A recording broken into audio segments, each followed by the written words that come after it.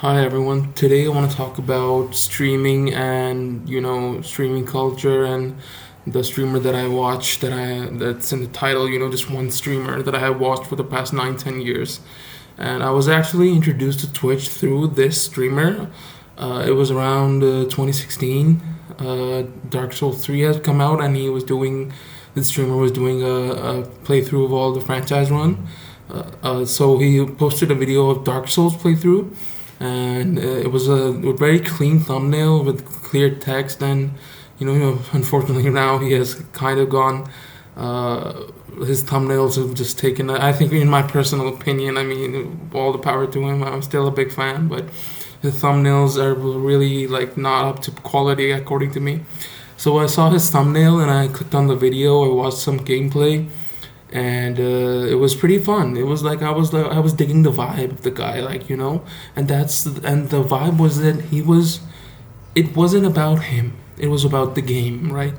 It was about he was just there to make sure that the viewer had the best possible experience of the game he was playing, right? Of course, he was interacting with the chat, and funny enough, I actually went to Twitch for the first time. I knew about Justin TV back in the day, back when I was in high school or something, but I would never really, my internet. I had bad internet, third world country stuff.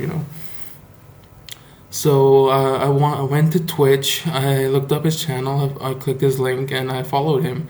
And there was another streamer. I still remember, like, who was Very Dave. He was streaming. I clicked his stream and I watched a little bit of him. And actually, a couple of days ago, I went to his stream again. I just remembered his name. I was like, "Hey, I remembered you from back in the day." He was like, "Oh, that's awesome." So yeah, the streamer, if you don't haven't guessed right by now, is Co Carnage.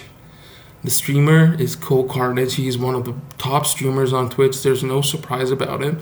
But like, people wonder, like, how does he have such a following? The guy has no, like, okay, so he's 40 years old. He's a white guy. He's got a wife, 3 kids. Just like he's at the top of the, like, what would you call that? Like, privilege list or whatever. I mean, in this chaotic world these nowadays, everything is just defensive, and just I don't want to get into that sort of stuff. But he keeps all of that stuff away. There's a rule in his chat that there's no politics, no religion, and it genuinely, like, for me, his starting time is around 5 p.m. Before daylight saving, now daylight saving set, and it's at 6 p.m. So it's difficult for me to get into it. I haven't been into his channel quite lately, but I really watch his channel in the summers, like when he starts streaming at 5 p.m. I just tune in for like 5 to 10 minutes, say hi to the mods, to the chat. I've subbed a couple of times, and I can do that now because of digital payment providers in my country. Even though if you don't have a bank account, you can do that. So he's very chill, and he introduced me to CRPGs that I really love. I bought almost 4 or 5 CRPGs. I have both the Pathfinder games, Pillars of Eternity games. I have Baldur's Gate 1 and 2. I don't know how he plays them, but the guy is really good at what he does too, right? He's really competent, and he has an IT, like, it's a tech background. He, worked in IT, and he talked about it. He's talked about it before. He could have worked his IT job for a year, and could have succeeded in it. But yeah, the guy is very humble, and the guy's competent. Like, there's no drama around him. You can just tune in, and it's gonna be chill vibe. Just you can relax. And there's literally been a couple of times where I can't afford new games. I personally, I'm unemployed. I don't work, and I live in a third world country. We can't afford new games. Like, some games are like some people's salary over here.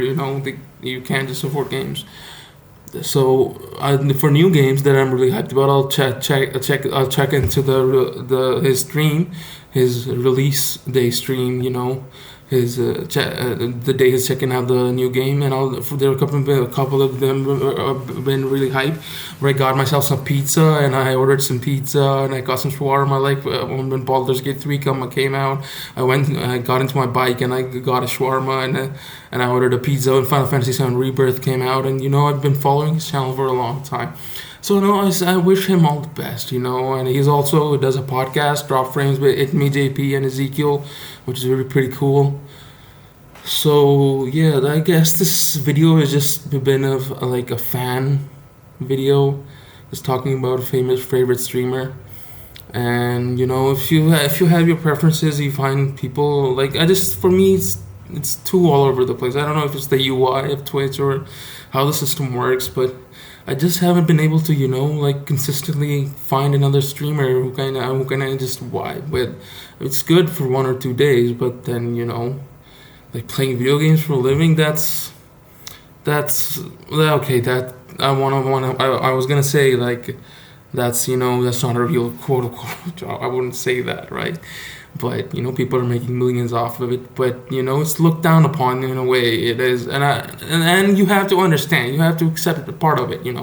It is kind of when someone, if you're a streamer and somebody at the grocery store asks you what do you do, and you tell them that you're a streamer, and you feel a little shame inside of you, like that's there for a reason. But whatever. That's the topic for another day.